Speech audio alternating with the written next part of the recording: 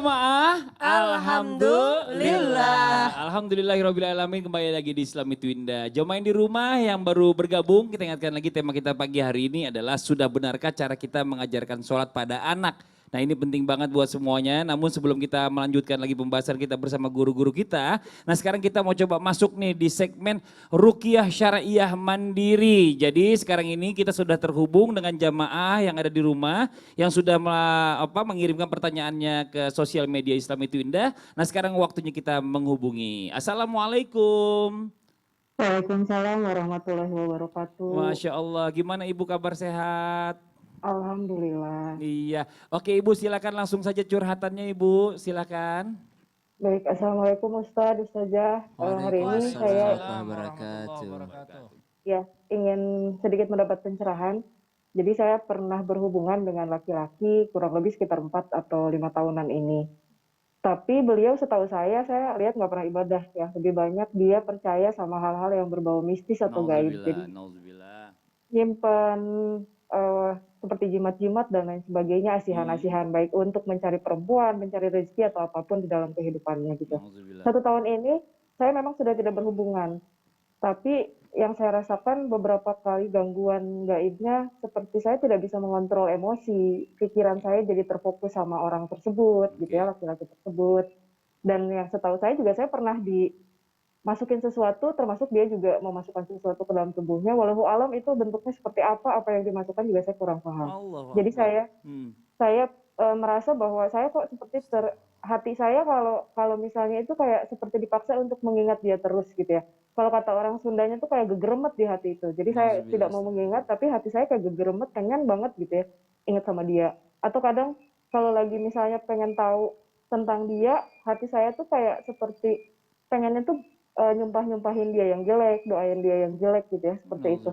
Jadi lebih kayak saya kok tidak bisa mengontrol diri saya sendiri, mengontrol pikiran atau mengontrol emosi saya. Itu mungkin Ustadz sedikit cerita dari saya. Jadi mohon bantuannya. Ya, Ibu, sebelumnya saya mau minta izin sama Ibu, apakah Ibu sudah menyiapkan air putih di depan Ibu ya Bu ya? Sudah.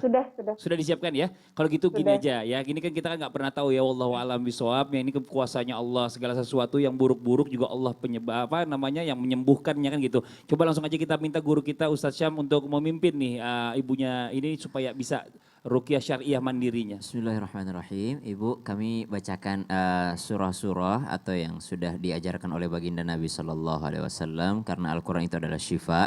Al-Quran itu juga termasuk daripada obat, baik obat luar ataupun obat dalam jiwa manusia dari minal jinnati wan nas. Jadi ibu ikut membacanya ya, tidak usah bersuara supaya tidak terpantul suaranya, tapi ikut gerakin mulutnya, nanti setiap selesai surahnya ditiupkan ke airnya, lalu nanti di akhir baru diminum insyaallah ya Bu ya. Kita mulai dengan surah Al-Fatihah, memohon keberkahan surah Al-Fatihah. Al-Fatihah adalah umul Quran, menjadi induknya Al-Quran, maka dia adalah termasuk syifa juga atau obat juga. A'udzu billahi minasy syaithanir rajim. Bismillahirrahmanirrahim. Alhamdulillahi rabbil alamin. Ar-Rahmanir Rahim. Maliki yaumiddin. Iyyaka na'budu wa iyyaka nasta'in. Ihdinas siratal mustaqim. صراط الذين أنعمت عليهم غير المغضوب عليهم ولا الضالين آمين. Dengan keberkahan suratul Fatihah ya Allah, Engkau katakan Engkau adalah pemilik yang namanya menguasai hari pembalasan. Engkau ya Allah yang menunjukkan jalan yang lurus. Jangan Engkau biarkan hati kami dan hati ibu yang sedang bermasalah ini dalam kesesatan, yakni percaya dengan akan hal-hal yang gaib. Jangan Kau biarkan ia diganggu ya Allah. Tiupkan ke airnya Bu. Lalu kita baca ayat kursi. Bismillahirrahmanirrahim. Allahu la ilaha illa huwal hayyul qayyum. La ta'khudhuhu sinatun wa la nawm. له ما في السماوات وما في الأرض من ذا الذي يشفع عنده إلا بإذنه يعلم ما بين أيديهم وما خلفهم ولا يحيطون بشيء من علمه إلا بما شاء وسع كرسيه السماوات والأرض ولا يؤوده حفظهما وهو العلي العظيم. Memohon keberkahan ayatul kursi, ayat pelindung, ayat tameng ini. Ya Allah, lindungilah ibu yang menelpon ini daripada segala gangguan, baik itu gangguan manusia, gangguan sihir ataupun gangguan jin. Silahkan ditiup ke airnya, Bu. Lalu kita baca surah Al-Ikhlas. Bismillahirrahmanirrahim. Qul huwallahu ahad, Allahus samad, lam yalid wa lam yulad wa lam yakul lahu kufuwan ahad. قل هو الله أحد الله الصمد لم يلد ولم يولد ولم يكن له كفوا أحد قل هو الله أحد الله الصمد لم يلد ولم يولد ولم يكن له كفوا أحد بسم الله الرحمن الرحيم قل أعوذ برب الفلق من شر ما خلق ومن شر غاسق إذا وقب ومن شر النفاثات في العقد ومن شر حاسد إذا حسد بسم الله الرحمن الرحيم قل أعوذ برب الناس ملك الناس إله الناس من شر الوسواس الخناس الذي يوسوس في صدور الناس من الجنة والناس. Memohon keberkahan surah Al-Ikhlas, Al-Falaq, An-Nas. Ya Allah, lindungilah kami semua daripada kesyirikan, lindungilah kami daripada percaya yang namanya sihir. Ya Allah, lindungi kami daripada sihir, kejahatan orang yang iri, yang dengki, yang benci sama kami, dan lindungi kami daripada kejahatan diri kami sendiri. Ya Allah, minal jinnati wan nas. Ditiupkan ke airnya lalu diminum, Bunda. Iya. Bismillahirrahmanirrahim. Iya, boleh diminum lagi Bu, sekali lagi nggak apa-apa Ibu, diminum lagi ya, agak banyak aja minumnya. Bismillah, ya Bu, baca bismillah dulu. Iya, oke. Dah, ditelan dulu airnya. Nah sekarang saya mau coba tanya sama Ibu ya. Gimana Ibu perasaannya sekarang nih setelah tadi Ibu meruqyah mandiri diri Ibu sendiri? Perasaan kayak sakit hati, pengen nangis gitu. Pengen nangis. Ya tapi ini nggak apa-apa, maksudnya ya kita kan perlu juga membentengi diri kita Ibu ya dari gangguan jin ya, apalagi kayak tadi ya sihir dan lain-lain, nauzubillah.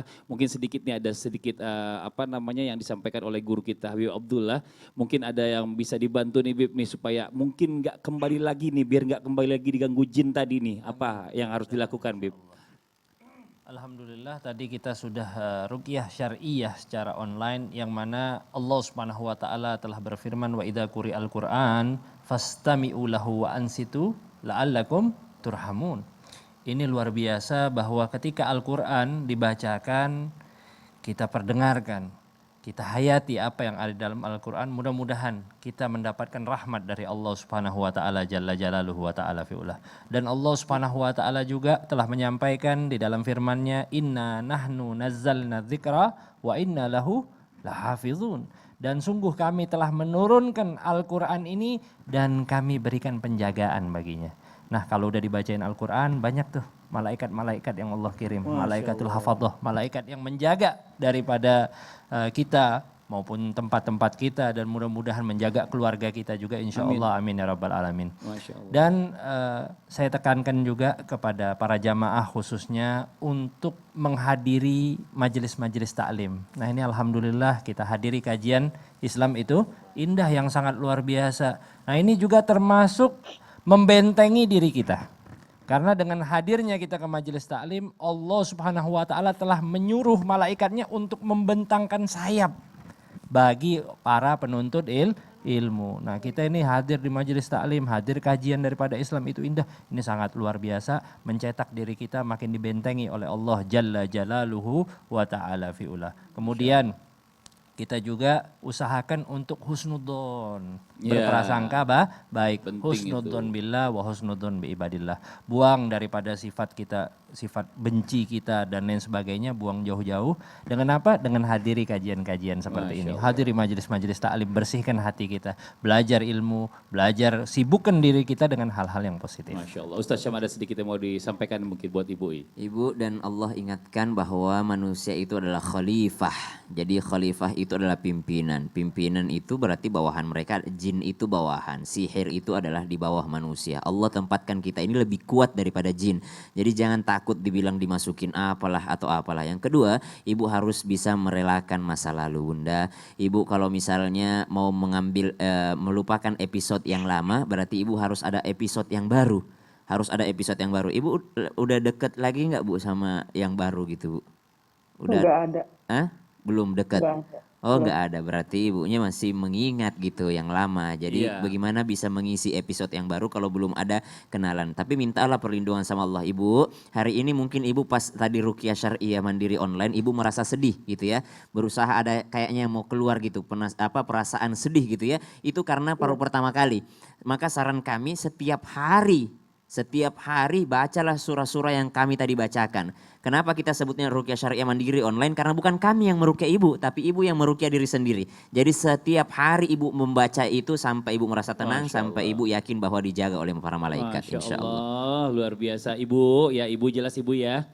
Ibu terima kasih banyak ya, Ibu telah mengikuti praktek ruqyah syariah mandiri di Islam itu Indah. Buat jamaah yang ada di rumah nih, jadi terbawa perasaan juga buat semuanya, mungkin tadi yang sama-sama sudah meruqyah mandiri syariah juga buat dirinya masing-masing ya. Mungkin ada efeknya masing-masing berbeda-beda setiap orangnya nih gitu loh. Nah sekarang coba kita lanjut lagi nih, kita mau coba lihat sebuah tayangan lagi untuk menghibur juga nih buat jamaah yang ada di rumah. Ada seorang anak yang bermain ketika sholat membuat orang tuanya jadi batal sholat. Seperti apa tayangannya ini dia tayangkan jadi. نستعين اهدنا الصراط المستقيم صراط الذين أنعمت عليهم غير المغضوب عليهم ولا الضالين.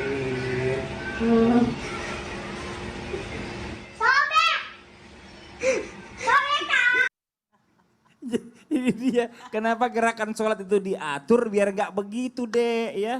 Jadi kalau misal ada gerakan sholatnya nggak diatur, nggak ngikutin aturan Rasulullah, begitu celananya bisa sobek. Bahaya. Ya, tapi ini dia namanya anak-anak nih. Ya kalau misalnya kita sholat bersama anak-anak ini seru. Banyak orang tua itu yang kadang-kadang sholatnya seperti tadi saya bilang, jadi nggak khusyuk. Gara-gara anak-anak itu lari-larian, ntar dia ngobrol, ntar dia apa. Nah baiknya nih, ketika orang tua melihat anak melakukan kesalahan gerakan atau mungkin bermain-main pada sholat, itu apa yang harus kita lakukan nih? Kita batalin langsung sholat kita, ya kasih tahu anaknya atau ntar aja udah selesai. Kalau gak ditegur orang tuanya malu, ya Allah nih anak gue, jangan sampai orang tahu dia anak gue gitu katanya. Gimana? Ustaz Zalul mohon Iya penjelasannya. Masya Allah itu siapa yang disalahin ya? Abang Teguh ketiban palu sungguh terlalu. Sempit kali celananya ya Masya Allah. Nah seperti apa yang pertama yuk sama-sama kita pahami dulu. Memang seperti itulah tabiat anak-anak ya. Dalam ilmu tarbiyah dikatakan atiflu makhlukun saghirun khas bittibaihi. Jadi anak-anak adalah makhluk yang kecil yang memang sesuai dengan tabiat mereka. Tabiat mereka artinya mereka suka aktif, kemudian juga masa eksplor, masa meniru, masa mereka untuk memaksimalkan tidak hanya perkembangan tapi juga pertumbuhan dalam diri mereka. Kita paham dulu seperti itu. Karena memang sejatinya Rasulullah memberikan akhlak yang baik untuk kita semua. Ketika anak-anak memang terpuaskan mainnya, baru Rasulullah melanjutkan kembali sholatnya. Artinya apa? Itulah tabiat mereka. Yang kedua bersyukur. Kenapa? Karena anak-anak masih mau ikut kita untuk meniru gerakan sholat gitu ya. Tapi setelah itu bisa kita nasihati dengan cara yang baik. Jangan sampai ada ancaman tadi ya, tapi Masya Allah nah solusi. Berikanlah solusi, bukan banyakin kata solusi, bukan jangan ya. Artinya apa? jangan begitu nak, tidak, nak mama lebih suka, papa lebih suka kalau kamu sholatnya khusyuk ikutin gerakan sholat, nanti waktu main lebih banyak, jadi ada lebih ke solusi, anak pun lebih mudah untuk diajarkan ketika diarahkan bukan dijadikan satu ancaman.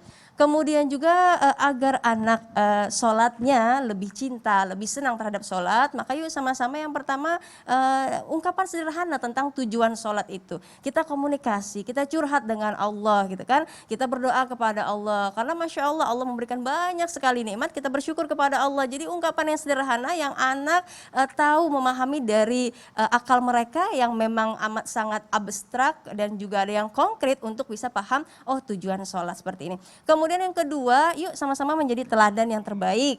Karena memang anak-anak cinta sekali terhadap meniru sekitar. Yang paling banyak waktunya ya awamilut tarbiyah, faktor untuk sukses pendidikan ada bait, rumah. Karena banyakkan waktu di rumah. Kedua, madrasah, sekolah. Pilih madrasah yang ngajarin sholat, yang ngajarin zikir, yang ngajarin tentang Islam, Masya Allah. Kemudian juga albi'ah, lingkungan. Ini faktor pendukung untuk anak-anak cinta terhadap menjalankan syariat Islam ya. Teladan yang baik, berikan contoh yang baik. Ayah, berikan ya anak-anak yuk ajak waktunya untuk sholat berjamaah gitu kan. Masya Allah, ini lebih indah lagi. Kemudian juga ada jadwal. Ini anak biasanya ada jadwal, ini anak usia 7 sampai 14 tahun. Divisualisasikan, artinya apa? Anak bangun sampai tidur lagi, kalau bisa dijadwal. Jadi kita nasihatinnya, mohon maaf nih Kak Fadli nih, jadi nggak perlu yang namanya teriak-teriak orang tua. Iya. Nah, sholat nggak perlu begitu. Nah, sini pinter, soleh gitu kan. Coba lihat jam 12 nih, kita siap-siap. Oh iya Mas, siap-siap ke masjid ya gitu. Jadi anak sudah paham, sudah mengerti bahwa ada jadwal. Untuk anak usia 7 ke bawah, mereka bisa diberikan hal yang konkret. Berupa bintang misalnya. Kalau misalnya di sekolah begini tuh, ada bintang. Nah, sholat subuh, sholat zuhur, Masya Allah dikasih bintang 1. Mereka udah bahagia, sudah bangga terhadap diri mereka sendiri. Kemudian kasih fasilitas bisa. Ya, biar bahagia, biar senang sholatnya, fasilitasnya apa?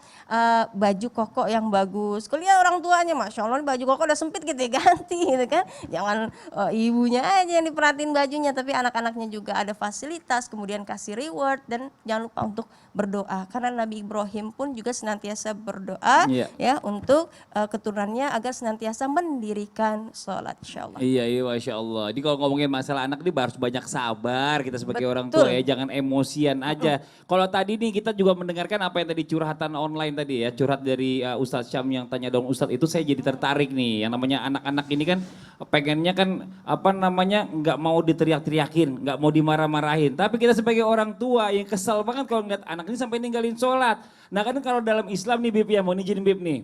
Katanya kalau sholat ini orang anak mulai sholat nih mulai 10 tahun ke atas itu boleh dipukul. Cuma yang harus diperjelas nih buat jamaah yang ada di rumah, cara mukulnya bagaimana dan pukulannya seperti apa, kan begitu. Nah terus juga kalau misalnya kita lagi pengen nanya lagi sama Habib nih, kalau ada orang tua yang kelepasan emosi sama anaknya bagaimana Bib? Untuk masalah sholat ini, mohon izin penjelasannya. Tafadhol Bib.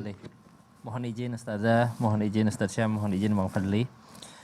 Subhanaka la ilma lana illa ma 'allamtana innaka antal alimul hakim.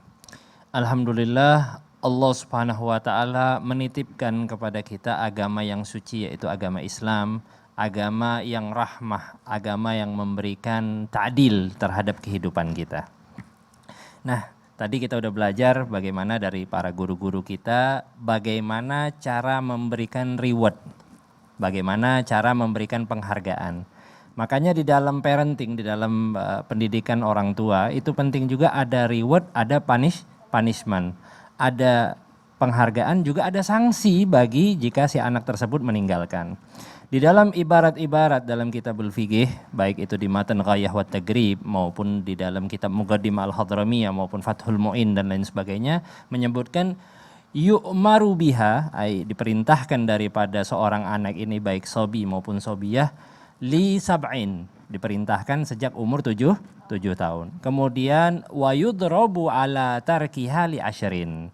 Kalau seandainya dia meninggalkan, itu mulai dipukul ibaratnya dia umur 10 tahun. Dan ini terjadi khilaf juga. Di kalangan madhab Syafi'i sendiri ada khilaf, yaitu antara Imam Ibn Hajar dan Imam Romli. Itu setelah 10 tahun, pas 10 tahun atau setelah daripada 10 tahun lewat dikit dan lain sebagainya. Tapi kita perlu ketahui maksud dorob di sini apa? Yaitu wayudrobu dorba ghairi mubarrih.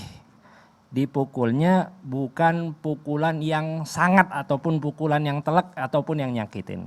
Nah apa ini yang Gimana dimaksud tuh, Bib? dengan ghairi mubarrih? Heeh. Al-Imam Al-Qurtubi menjelaskan bahwa yang dimaksud dengan pukulan yang tidak menyakiti itu adalah yang tidak menimbulkan la tu'athiru maradhan wala jarihah. Yang tidak menimbulkan sakit yang parah, cacat ataupun lebam. Oh. Nah, nanti bisa kita Contoh dulu, Iya, Bib. boleh Contohin, kita boleh. praktekin Contoh. sedikit Waduh, ya. saya yang belum sholat. Saya nggak mukul, saya nggak mukul. nggak nih, Mas mukul. Fadli. Terus Iya. gimana, Bib? Jadi Ini pukulannya nggak boleh mengenai wajah. nggak boleh atas, kena nggak boleh muka, wajah. ya. Terus Ataupun daerah-daerah yang riskan kayak sini, tengkuk leher nih. Tengkuk leher Ini nggak nggak boleh. boleh. Ini kan isinya syaraf semua nih, nggak boleh. Nah mungkin diperbolehkan itu sekitar tangan sama kaki. Nah ini yang paling aman untuk menghindari daripada kekerasan di dalam rumah tangga. Nah Oke. subhanallah dalam pukulan ini ada 2 bab di dalam fikih. Biasanya baik bab ta'dib, bab mengajarkan kepada anak ataupun bab nusyus, bab istri yang durhaka. Nah jadi ini perlu diketahui bahwa pukulan di dalam Islam bukan berarti ibaratnya dengan emosi misalnya dengan kata-kata dan lain sebagainya, enggak. Kalau mau mukul tapi itu sudah mentok ya. Sudah nggak bisa lagi diperingatin, Kalau udah nggak bisa, mentoknya iya. baru mukul. Mentok baru mukul. Jangan ibaratnya, oh ini mentang-mentang boleh nih ibaratnya. Enggak. Itu maksudnya sudah mentok baru kita mulai mukul. Udah nggak bisa ngapa-ngapain lagi, mentoknya harus mukul. Tapi tangannya gimana, Bib? Nah, mukul tangannya gimana, Bib? kalau mukul tangannya mungkin Ustadz Maulana pernah ngajarin juga. Oh ya, iya, waktu itu. gimana tuh, Bib? Nggak Kasih tahu boleh jamaah. ibaratnya nggak boleh terlalu Nggak boleh ngangkat, Iya, tapi ibaratnya kita memberikan oh rapet Ya, tangannya. paling nggak gitu, ibarat. Kamu nih ya, gitu ya, Bib ya. Ibaratnya Masya Allah. dengan pukulan tersebut juga kita niatin. Mudah-mudahan ini anak nanti tersadar. Bukan berarti pukulan kita itu meluapkan. Kadang orang salah. Akhirnya pukulan itu meluapkan daripada emosi. Dan kalau seandainya kita pas lagi mukul anak ini nyebut astagfirullah gitu. Nah itu kita Stop. harus stop. Oh. Ataupun ampun. Jangan terusin karena itu sudah kita dimasukin daripada syaitan wal iyadzubillahi taala. Mudah-mudahan bermanfaat. Udah boleh duduk, Bib. Silakan. Boleh iya. Terpegal juga berdiri kelamaan sendiri, Bib. Aduh ya Allah, alhamdulillah jazakallah khairan kasiran. Masya Allah, Makasih terima banyak Habib kasih ya banyak, Bang atas Fadli. penjelasannya. Ini namanya kalau ngedidik anak ini memang kadang-kadang kita sebagai orang tua kebawa emosi. Kalau udah emosi yang muncul nih setan udah masuk nih kadang-kadang tangan gampang banget melayangnya. Plok gitu ya. Astagfirullahaladzim. Anak nih buah hati kita dikasih sama Allah nih anugerah. Ya Allah ya Rabbi. Jaga baik-baik. Ini cobaan mudah-mudahan. banget nih buat orang tua nih bener-bener nih ya. Anak bener-bener Sebenarnya sebagai banyak fitnah ingetin nih, kita sih ini. ujian nih. Banyak ngingetin kita nih hari ini. Iya Banyak- bener-bener ngingetin kita banget. Saya juga orangnya masalahnya gitu Bib. Kadang-kadang Mudah-mudahan kalau udah ngingetin emosi Ustadz anak Syam gitu. juga nanti. Astagfirullahaladzim. Nah sekarang coba kita lanjut lagi nih buat jamaah yang ada di rumah yuk. Aduh, ini kalau udah ngomongin masalah anak memang gak kelar-kelar. Tapi ini kita nih ya, pengen banget punya anak tuh kalau bisa tuh dari kecil tuh udah pinter. Nih ada yang kayak gini nih, ada balita jadi imam sholat di Mekah. Waduh gak main-main nih di Mekah nih jadi imam sholat. Coba kita lihat tayangannya, ini dia nih. Allahu Akbar. A'udzu billahi minasy syaithanir rajim. Bismillahirrahmanirrahim. Alhamdulillahi rabbil alamin. Ar-Rahmanir Rahim. Maliki yaumiddin. Iyyaka na'budu wa iyyaka nasta'in. اهدنا الصراط المستقيم صراط الذين أنعمت عليهم غير المغضوب عليهم ولا الضالين.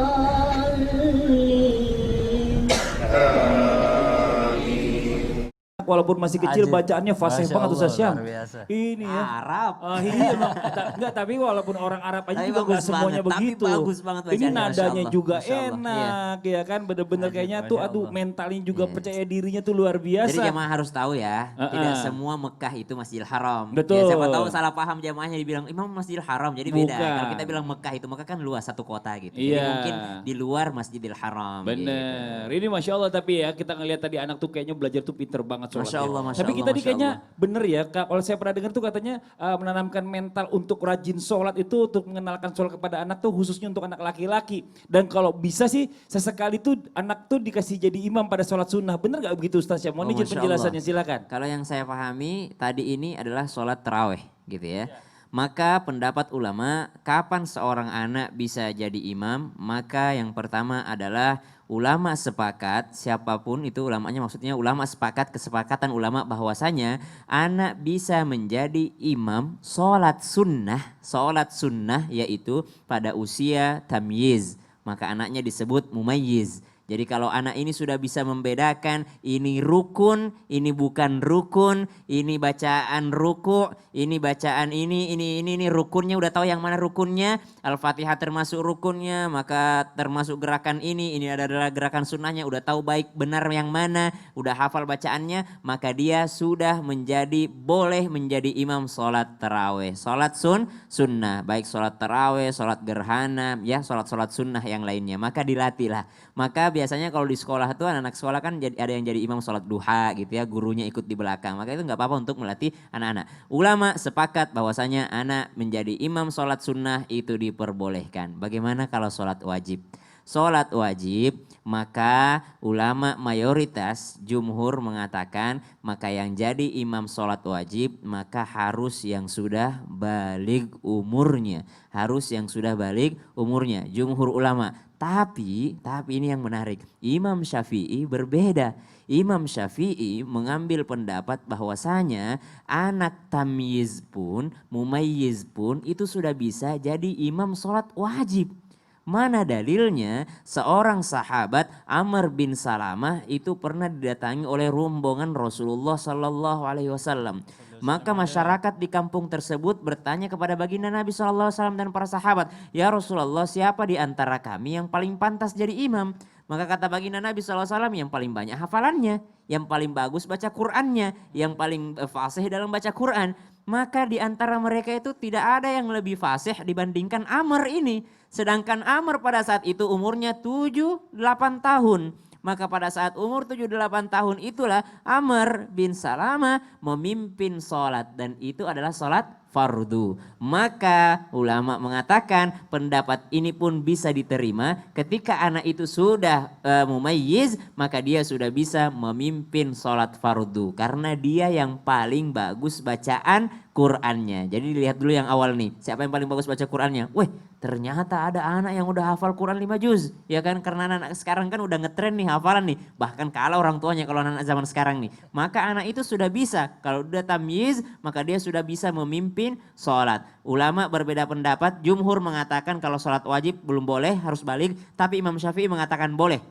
Berdasarkan dalil yang tadi. Kalau sholat sunnah mayoritas semuanya mengatakan anak yang sudah tamyiz walaupun belum balik maka dia sudah boleh memimpin imam di rumah ataupun di masjid. Jadi jelas ya kalau seandainya memang perbedaan-perbedaan pendapat ini perlu kita sikapi juga. Dan kita perlu tahu juga jangan anak masih kecil ya bacaannya juga belum pinter dipaksain jadi imam sholat wajib. Setelah ini kita masih akan lanjutkan lagi, masih ada ensiklopedia Islam yang bersama guru kita Ustaz Syam. Tentang apa nih berikutnya nih NC jadi? Ini kan kita kan lagi ngetren banget nih untuk apa jaga tuh? Imun olahraga Biar keringetan gitu kan. Goes kah, lari kah atau berjemur kah biar keringetan gitu kan. Bener. Tapi apakah penduduk surga itu berkeringat juga? Hah?